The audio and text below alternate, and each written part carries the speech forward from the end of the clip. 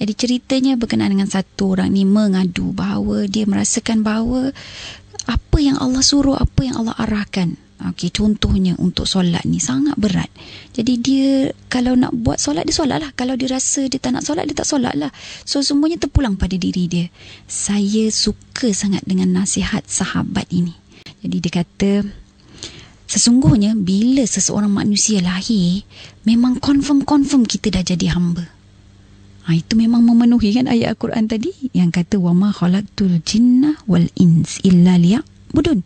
Sesungguhnya tidak dijadikan jin dan manusia ini kecuali untuk menjadi hamba. Jadi dia petik kata-kata tu tapi dalam bentuk kupasan ucapan dia sendiri. Memang hakikatnya kita lahir ini, kita sah-sah dah menjadi hamba abdi. Dan kita tak ada pilihan lain selain daripada menjadi hamba. Dan manusia itu pun memang sendiri ada ciri-ciri hamba. Manusia sendiri ada ciri-ciri hamba. Dan ciri-ciri hamba tu apa? Kebergantungan. Jadi memang kita bergantung lah. Bergantung pada antara satu sama lain. Kita nak pergi ke satu-satu tempat, kita bergantung pada kenderaan, bergantung kepada cuaca. Dan lebih daripada itu, ada panggilan fitrah dalam diri kita ini untuk bergantung pada satu kuasa yang lebih hebat, cukup hebat dalam dunia ini. Jadi kemudian apa katanya? Dia kata memang kita hamba abdi, hamba kepada benda atau persekitaran yang ada. Kita tidak ada kebebasan untuk memilih selain daripada menjadi hamba. Confirm jadi hamba ya. Tetapi kita mempunyai kebebasan yang mutlak untuk memilih siapa tuan kita. Ni yang cantik ni. Okey, seandainya kita mendengar kata-kata nafsu kita, syahwat kita.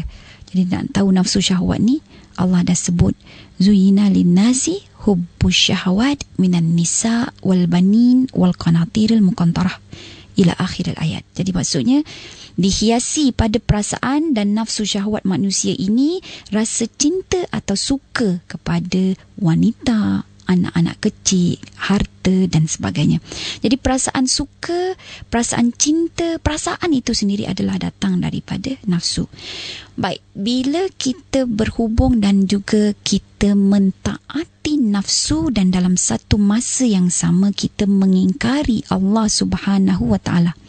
Contohnya rasa malas, itu nafsu kan. Kita ikut rasa malas kita sehingga kita meninggalkan kefarduan salat. Automatik kita menjadi hamba kepada nafsu. Automatik juga secara langsung kita memilih nafsu menjadi apa? Tuan kita. Saudara-saudari yang dimuliakan, itu nombor satu. Yang kedua, apabila kita mendengar panggilan atau rayuan sahabat kita. Okey, contohnya sahabat kita kata, jomlah kita pergi kelab, pergi disco ya, dan sebagainya kan. Dan tempat-tempat ni bukan untuk berdakwah. Kalau berdakwah bagus, tapi untuk senang-senang linang lah, lupakan kita punya masalah, bebanan-bebanan ni. Jadi kita bersukaria di sana dan sebagainya, melakukan perkara-perkara maksiat, dan kita patuh pada kawan kita ini. Yalah, sebab kata kawan kan, tak nak kecilkan hati kawan. Contohnya kita bagi alasan-alasan yang sebegitu rupalah dan yang sewaktu dengannya. Dan sehingga kan kita melanggar perintah Allah, maka automatik kita telah memilih siapa? Memilih rakan kita ataupun sahabat kita itu menjadi tuan kita. Kita menjadi hamba sesama manusia. Dan kita melupakan Allah Subhanahu wa ta'ala. Begitu juga dengan perasaan-perasaan ragu-ragu. Ya? Jadi perasaan ragu-ragu, nak buat ke tak nak? Nak tolong ke tak nak? Nak bagi jalan ke tak nak? Sebab tengah memandu ni kan. Jadi kalau ada orang nak potong kita, kita rasa marah lah pula kan. Tak nak bagi jalan. Jadi himpit dia. Jadi ini cerita. Tapi dalam perasaan kita ada pula rasa macam, bagilah. Tak nak. Bagilah. Tak nak. Jadi peperangan yang berlaku dalam, peperangan pilihan yang berlaku dalam hati kita ini sebenarnya datang daripada syaitan.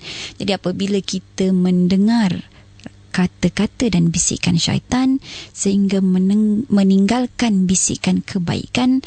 Pada waktu itu kita telah memilih syaitan untuk menjadi tuan kita. Apa lagi? Kalau kita keluar hidup kita ini untuk harta, kita jadi hamba pada harta. Kalau kita suka makan, maka kita jadi hamba pada makanan sampai tak kenal halal dan haram.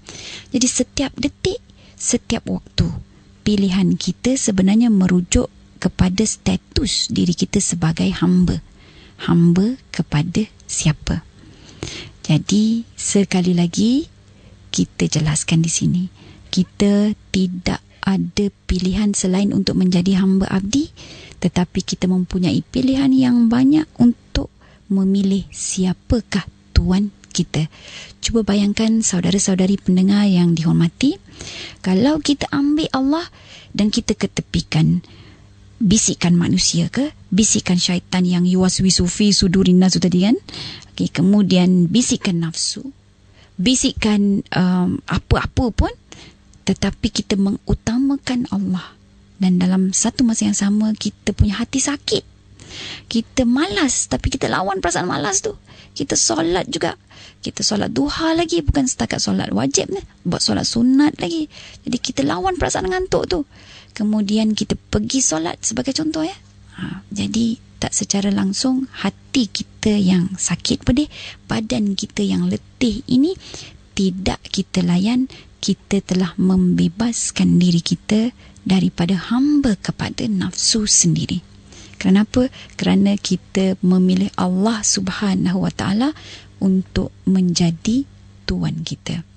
Anda dan saya mempunyai banyak ruang untuk memilih matlamat hidup kita, dan ketahuilah matlamat hidup kita hanya satu, iaitu untuk lillahi rabbil alamin.